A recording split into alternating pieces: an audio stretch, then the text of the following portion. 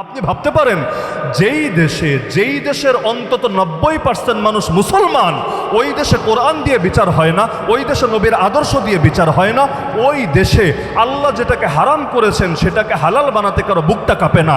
আজও পর্যন্ত বাংলাদেশের সংবিধানে লেখা সকল ক্ষমতার উৎস নাকি জনগণ। আরে কিসের সংস্কারের কথা বলে? এই পিআর আনবে, এই আনবে, সেই আনবে, মূল সংস্কার তো এগুলো না। অথবা দলীয় প্রধান সে প্রধানমন্ত্রী হতে পারবে কি পারবে না, এগুলো তো মূল সংস্কার না। মূল সংস্কার আমি তো মনে করি এটা যে আল্লাহর ক্ষমতা নিয়ে যে গায়রুল্লাহর হাতে দেওয়া হয়েছে, গায়রুল্লাহর হাত থেকে ক্ষমতা উদ্ধার করে আবারও আল্লাহকে তার অধিকার ফিরিয়ে দিতে হবে। সকল ক্ষমতার মালিক যদি বান্দাকে মানে, জনগণকে মানে, তাহলে এই শিরিক তো আর ব্যক্তিগত শিরিক থাকে না, এই শিরিক যায় রাষ্ট্রীয় শিরিক হয়ে। ব্যক্তিগত পাপ করলে ব্যক্তির উপর গজব আসে, কিন্তু জাতীয় পাপ করলে ব্যক্তির উপর আর গজব আসে না, তখন গোটা জাতির উপরই গজব আসে। আমাকে বলেন, আল্লাহ সুদকে হালাল করেছেন নাকি হারাম? আল্লাহ যদি হারাম করেন তাহলে বাংলাদেশে হালাল করলোটাকে? এই ব্যাংকে সুদ চলে কিভাবে, শেয়ার মার্কেটে সুদ চলে কিভাবে? এমনকি সুদ ছাড়া তো কিছুই চলে না এই দেশে। সুদ ছাড়া করতে গেলে উল্টা আরো পেরেশানি লাগে। আল্লাহ বেশ্যাখানাকে হালাল করেছেন নাকি হারাম? আল্লাহ যদি হারাম করেন বাংলাদেশে বেশ্যাখানার লাইসেন্স দিলটাকে? আল্লাহ মদকে হালাল করেছেন নাকি হারাম? আল্লাহ যদি হারামই করেন বাংলাদেশে মদের বারগুলো খোলার লাইসেন্স দিলটাকে? তাহলে এই যে বিভিন্ন ক্ষেত্রে আল্লাহ করেছেন একটা, সমাজের মধ্যে এস্টাবলিশ করা হলো আরেকটা, তার মানে এই যে আল্লাহর ক্ষমতা নিয়ে বান্দাকে দেওয়া হয়েছে, তাহলে শিরিক তো আর ব্যক্তিগত পর্যায়ে নাই, শিরিক এখন রাষ্ট্রীয়ভাবে প্রতিষ্ঠিত হয়ে গেছে। তাহলে আল্লাহ যদি বিজয়ী করার মালিক হন, আমাকে বলেন আগামীকাল সকাল হওয়ার আগে আল্লাহ কি ইসলামকে বিজয়ী করতে পারেন না নাকি পারেন না? আগামীকাল ভোর হওয়ার আগে আল্লাহকে মসজিদ আকসা মুক্ত করে দিতে পারেন না? আগামীকাল ভোর হওয়ার আগে বাবরি মসজিদকে আল্লাহ পুনরায় আবাদ করে দিতে পারেন নাকি পারেন না? আগামীকাল ভোর হওয়ার আগে যে 800 বছরে হিন্দুস্তানের বুকে ইসলামের শাসন ছিল, আল্লাহ রাব্বুল আলামিন সেই ইসলামী শাসন পুনরায় ফিরিয়ে দিতে পারেন নাকি পারেন না? এমনকি এই বাংলা অতীত যুগে একসময় এখানে কালেমার পতাকা উড়েছিল। কিভাবে? সুলতানি আমলে বাংলার যে পতাকা ছিল, শুধু বাংলাদেশ না, এই বৃহত্তর বাংলার যে পতাকা ছিল, এখনও আপনি নেটে সার্চ করে দেখেন, ওই পতাকার মাঝখানে বড় করে লেখা ছিল লা ইলাহা ইল্লাল্লাহ মুহাম্মাদুর রাসূলুল্লাহ। ব্যাকগ্রাউন্ডটা ছিল ব্লু, নীল কালারের, আর উপরে লেখা ছিল লা ইলাহা ইল্লাল্লাহ মুহাম্মাদুর রাসূলুল্লাহ। তার মানে এদেশেও একদিন কালেমার পতাকা পতপত করে উড়েছিল। তাহলে আজকে নাই কেন? আল্লাহ রাব্বুল আলামিন চাইলে আগামীকাল ভোর হওয়ার আগে আবারও সেটাকে সমুন্নত করতে পারেন নাকি পারেন না? তো সব যদি আল্লাহ পারেন, হচ্ছে না কেন? আজও পর্যন্ত এই ফিলিস্তিনের এই গাজার অসহায় শিশুদের চোখের পানি মুছছে না কেন? আজও পর্যন্ত হামাসের মুজাহিদরা হাফ ছেড়ে বাঁচতে পারছে না কেন? আজও পর্যন্ত যে মসজিদগুলোকে শহীদ করা হয়েছে সেগুলোর মাইক থেকে আবারও আজানের ধ্বনি উচ্চারিত হচ্ছে না কেন? আল্লাহ যদি সবই পারেন, আজও পর্যন্ত জমিনের বুকে নবীকে গালি দেওয়া হচ্ছে, ওই গালিবাজদের জবানটা আল্লাহ তাআলা পচিয়ে দিচ্ছেন না কেন? আল্লাহ যদি সবই পারেন, দেশে দেশে আলেমরা হক কথা বলার কারণে জুলুমের শিকার হচ্ছেন, যারা জুলুম করছে আল্লাহ ওদের নাম নিশানা মিটিয়ে দিচ্ছেন না কেন? আল্লাহ যদি সবই পারেন, প্রতিটা দেশে অন্তত যেখানে মুসলমান বেশি আছে সেখানে এখনো কোরআনের শাসন কায়েম হচ্ছে না কেন? প্রশ্ন আসে নাকি আসে না? প্রশ্নের জবাব কি? তো বলছিলাম যে আল্লাহ যদি সবই পারেন তাহলে আল্লাহ করছেন না কেন? আল্লাহ তো আর কারো মুখাপেক্ষী না। এমন না যে আল্লাহ তাআলা শক্তিতে কোনো কমতি আছে, অথবা আমরা অলস, আমরা উদাসীন, আমরা জাগি নাই, এজন্য আল্লাহ রাব্বুল আলামিন করছেন না। বিষয় তো এমন না। আরে আল্লাহর করতে কিছু লাগে না। আল্লাহ চাইলে নমরুদের মতো তাগুতকে একটা ল্যাংড়া মশা দিয়ে ধ্বংস করতে পারেন। আল্লাহ রাব্বুল আলামিন চাইলে ফেরাউনের মতো এত বড় তাগুত আর বাতিলকে সাগরের মধ্যে চুবিয়ার অহংকারকে ধূলিসাৎ করে দিতে পারেন। আল্লাহ রাব্বুল আলামিন চাইলে আব্রাহার বিশাল হস্তি বাহিনীকে ঝাঁকে ঝাঁকে পাখি পাঠিয়ে একদম ওদের অস্তিত্বকে নিশ্চিহ্ন করে দিতে পারেন। আল্লাহ রাব্বুল আলামিন চাইলে ছোট ছোট বাচ্চাদের হাতে ইন্ডিয়ার দালালকে শিক্ষা দিয়ে দেশ ছাড়া করতে পারেন। তো আল্লাহ তো সবই পারে, তা আল্লাহ তো সবই পারেন, তারপরও হচ্ছে না কেন? এইটাই হলো মূল বিষয়। আরে আমার নবীর গা থেকে এক ফোঁটা রক্ত ঝরানো ছাড়াই আল্লাহ প্রথম দিনেই তার আদেশের মাধ্যমে ইসলামকে বিজয়ী করে দিতে পারতেন। ইসলাম বিজয়ী হওয়ার জন্য তয়েফের ময়দানে গিয়ে আমার নবী রক্তাক্ত হবেন, বদরে গিয়ে আমার নবী সাল্লাল্লাহু আলাইহি ওয়াসাল্লাম তিনি এত বিশাল পরীক্ষার সম্মুখীন হবেন, উহুদের ময়দানে তার দাঁত শহীদ হবে, তার আপন চাচার বুক চিরে কলিজা বের করে চিবিয়ে খাওয়া হবে। এত এত পরীক্ষা নেওয়া ছাড়াই আল্লাহ পারতেন প্রথম দিন দিনেই তার এক আদেশে ইসলামকে বিজয়ী করে দিতে। কিন্তু আল্লাহ রাব্বুল আলামিন এটাকে তার নিজাম বানান নাই। এক হলো কুদরত আর এক হলো সুন্নত, এক হলো কুদরত আর এক হলো সুন্নত। কুদরত মানে হলো ক্ষমতা। আমার আল্লাহর ক্ষমতার কোনো শেষ নাই, কোনো পরিসীমা নাই। আমার আল্লাহর ক্ষমতার মধ্যে কোনো ধরনের কোনো অসম্পূর্ণতা নাই। ইন্নাল্লাহ আলা কুল্লি শাইইন কাদির, নিশ্চয়ই আল্লাহ সর্ববিষয়ে পরিপূর্ণ ক্ষমতাবান। আলা ইন্নাল কুওয়াতা লিল্লাহি জামিআ, জেনে রেখো সমস্ত শক্তির মালিক একমাত্র আল্লাহ। আল্লাহর কুদরতে কোনো কমতি নাই। কিন্তু আল্লাহ তাআলা একটা নিজাম বানিয়েছেন, একটা সিস্টেম বানিয়েছেন, একটা সুন্নাত বানিয়েছেন। সেটা হলো কাতিলুহুম ইউআযিবহুমুল্লাহু বিআইদিকুম।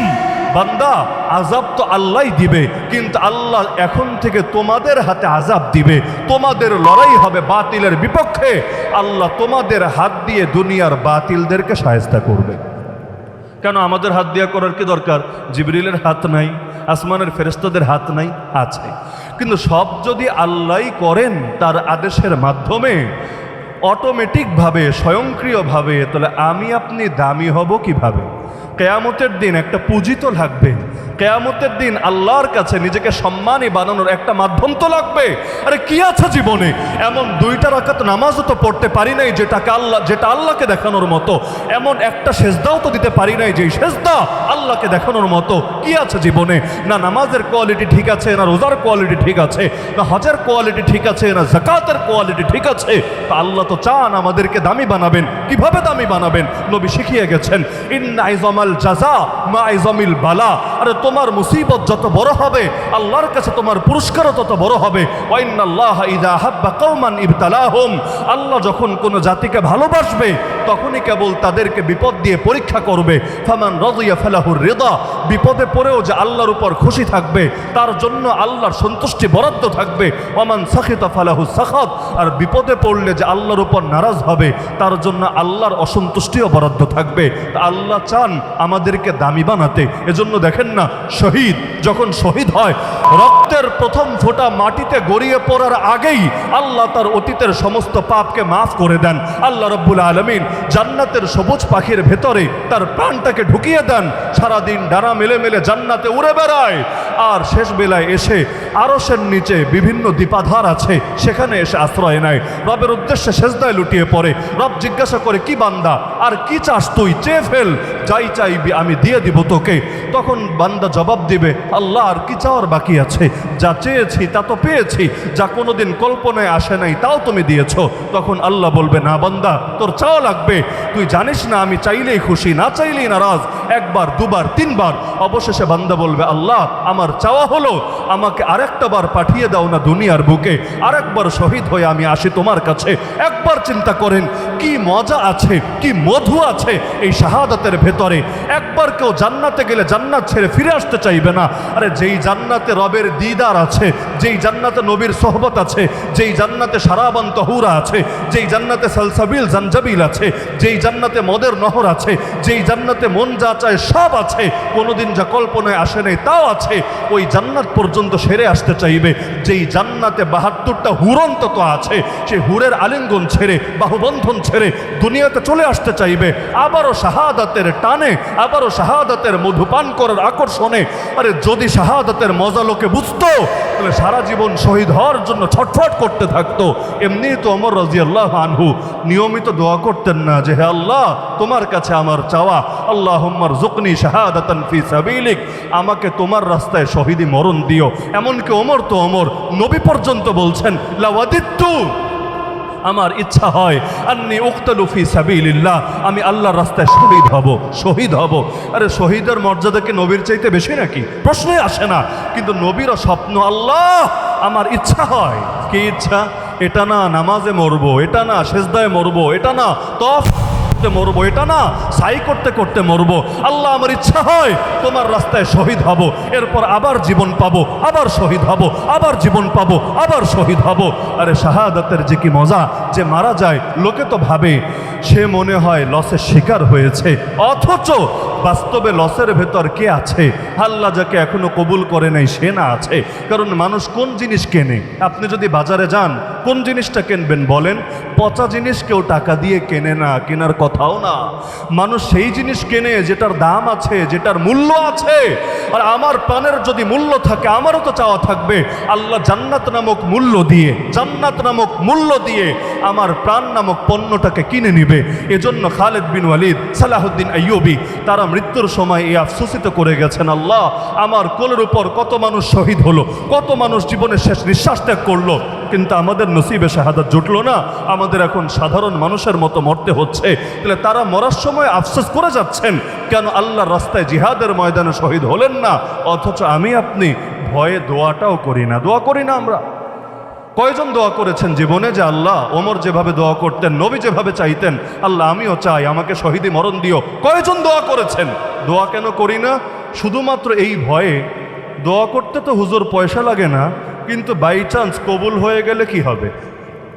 দোয়া তো করতে সমস্যা নেই, করলাম, কিন্তু যদি লাইগা যায়, যদি আল্লাহ এটা কবুল করে নেয়, তাহলে ব্যথা তো আমার লাগবে, কষ্ট তো আমার হবে, আপনার কি হবে? আরে আমি তো ভাবছি ফিলিস্তিনে যে মুজাহিদিন বা যে বাচ্চারা শহীদ হয়েছে ওরা লসে আছে, কিন্তু ওরা লসে নাই রে ভাই, ওরা তো জান্নাতের মধ্যে ডানা মেলে মেলে উড়ে বেড়াচ্ছে।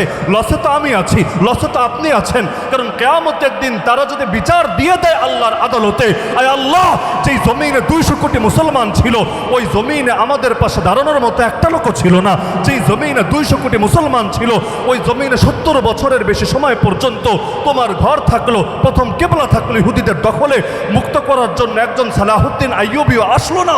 এভাবে যদি আল্লাহর আদালতে আমার কাছে আমার বিরুদ্ধে বিচার দিয়ে দেয়, তাহলে আমার হয়তো মুক্তির কোনো উপায় থাকবে না। তাহলে লসে তো আমি আছি, কারণ আমি তো আমার পরিণতি জানি না, আমার প্রাণ আমার সম্পদ এগুলো তো আল্লাহর পথে আমি কাজে লাগাতে পারছি না।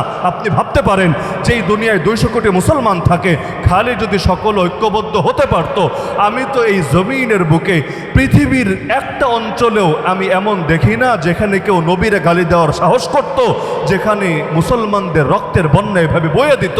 কারণ 200 কোটি কম কথা না। ইহুদি কয়জন? ইহুদি কয়জন? নাস্তিক কয়জন? বাংলাদেশে নাস্তিক কয়টা আছে বলেন?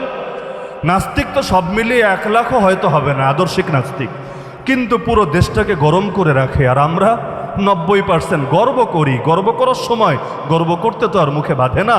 কিন্তু আমরা ছিলাম সিংহের জাতি, এখন আমরাই হয়ে গেছি শিয়ালের জাতি। ওরা হয়ে গেছে সিংহ, আমরা হয়ে গেছে শিয়াল।